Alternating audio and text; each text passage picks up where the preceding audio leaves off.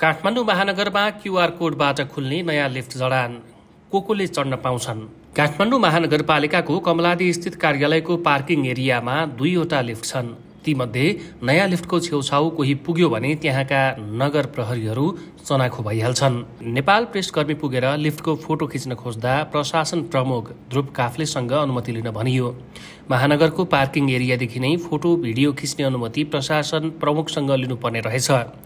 Parking एरियामा photo video खिच्न नपाइने सूचना त कतै छैन, तर पनि अनुमति लिनुपर्ने नगर प्रहरीको भनाइ थियो। पछिल्लो समय मेयर बालेन शाहको कार्यकक्षमा उक्लिनका लागि छुट्टै लिफ्ट बनाइएको चर्चाले व्यापकता पाएपछि यस्तो नियम बनाइएको हामीले अनुमान लगाएका छौं। महानगरका 2वटा भवन छन्। 2वटै भवनलाई एउटै बनाइए पनि आधा भाग मेयर, उपमेयर, प्रशासकीय अधिकृत, वातावरण विभाग लगायतलाई छुट्याइएको छ भने अर्को आधा भागमा विभिन्न विभाग, शाखा, महाशाखाहरूको कार्यकक्ष छ। मेयर, उपमेयर, प्रमुख प्रशासकीय अधिकृतको कार्यकक्ष भएको भवन 6 तलाको छ। महानगरमा सबैभन्दा बढी सेवाग्राही उनीहरूलाई नै भेट्न पुग्छन्। उपमेयर सुनिता डङ्गोलको कार्यकक्ष तेस्रो तलामा, प्रमुख प्रशासकीय अधिकृत सरोज गुरगाईको 4थो तल्ला र मेयर बालेन शाहको कार्यकक्ष 5औं तल्लामा छ। यी जनप्रतिनिधिको कार्यालयमा पुग्न भर्याङ वा लिफ्टको प्रयोग गर्न सकिने विकल्प छ। भर्याङको छेउमा भएको लिफ्ट नदेख्ने केही सेवाग्राही हिँडेरै जनप्रतिनिधिको कार्यकक्षमा पुग्छन् भने केही नयाँ बनेको लिफ्टबाट जान खोज्छन्।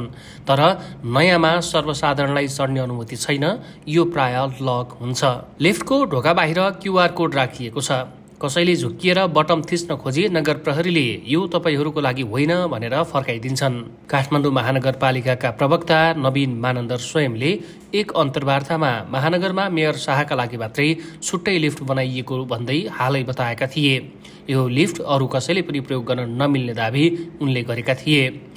उनको आरोपको वास्तविकता बुझ्न नेपाल प्रेसकर्मी महानगर पुग्दा भर्याङ छेउमा रहेको लिफ्टमा सेवाग्राही र कर्मचारीको भिड थियो।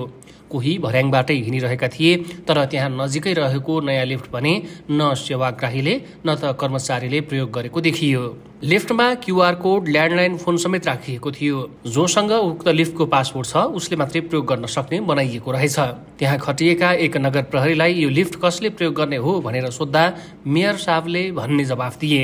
उपमेयरहरूले प्रयोग गर्नुहुन्न भनेर सोद्धा उनी अकमकाए, तर स्पष्ट जवाफ दिन चाहेनन्। काठमाडौँ महानगरपालिका प्रवक्ता समेत रहेका वडा नम्बर 17 का अध्यक्ष नवीन मानन्दरले मेयर बालेन शाहले आफ्नो कार्यकक्षमा जानका लागि मात्रै डेडिकेटेड लिफ्ट बनाएको बताउँछन्। उहाँले आफूले मात्रै प्रयोग गर्ने गरी लिफ्ट बनाइएको अवस्था छ। सर्वसाधारण कसैले पनि त्यसमा चढ्न सक्दैन उनले भने। आफूले उक्त लिफ्ट मेयर शाहबाहेक अरूले प्रयोग गरेको नदेखेको पनि उनको दाबी छ। जनताको करबाट निर्माण गरिएको लिफ्ट हो, तर सर्वसाधारणले प्रयोग गर्न पाउँदैनन्। यो लिफ्ट सिधै मेयरको कार्यकक्ष अघि खुल्छ। मेयरलाई महानगरकै त्यहीकै कर्मचारीले समेत आए गएको नदेख्ने गरी बनाइएको छ। मेयर भनेको त जनताको गुनासो सुन्नुपर्ने मान्छे होला नि। त्यसरी जनतासँग लुकेर बस्ने, बेग्लै लिफ्ट चढ्ने मेयर जनता प्रेमी हुन्छ र उहाँ किन सर्वसाधारणसँग फेस गर्न सक्नुहुन्छ भन्दै प्रवक्ता मानन्दरले प्रश्न गरे। यता मेयर शाहको सचिवालय भने महानगर कार्यालयमै राखेको लिफ्टको विरोध गर्नुपर्ने कुनै कारण नभएको बताउँछ। मेयर बालेनका स्वकीय सचिव भूपदेव शाह भन्छन्, व्यक्तिको घरमा भए एउटा कुरा, यो सरकारी भवनमा राखेको हो। मेयर शाह बाग दरबार हुँदै बनेको हो। प्राइभेट घरमा राखेको जसरी नचाहिँदो प्रचार गर्न खोजिएको छ। उक्त लिफ्ट मेयर, उपमेयर र प्रशासकीय अधिकृतले प्रयोग गर्ने गरेको उनले बताएका छन्। यो लिफ्ट सबै तलामा जान्छ, जो पनि आउन पाउँछ। त्यसमा सिन्डिकेट छैन। पुरानो लिफ्ट जति बेला पनि व्यस्त हुन्छ। मेयरलाई भेट्न उच्चस्तरीय गेस्टहरू आउँदा सेवाग्राहीसँगै त्यो लिफ्टमा चढाउन समस्या हुने भएकाले नयाँ बनाइएको हो उनले भने। महानगर स्रोतका अनुसार भने मेयर कार्यालय आउँदा सेवाग्राहीले नघेरुन् भनेर बेग्लै लिफ्ट बनाइएको हो। अर्को उद्देश्य चाहिँ महानगरमा आउने कोही विशिष्ट अतिथिलाई लिफ्ट वा भर्याङ चढ्दा सेवाग्राहीले फोटो भिडियो नखिचुन् भन्ने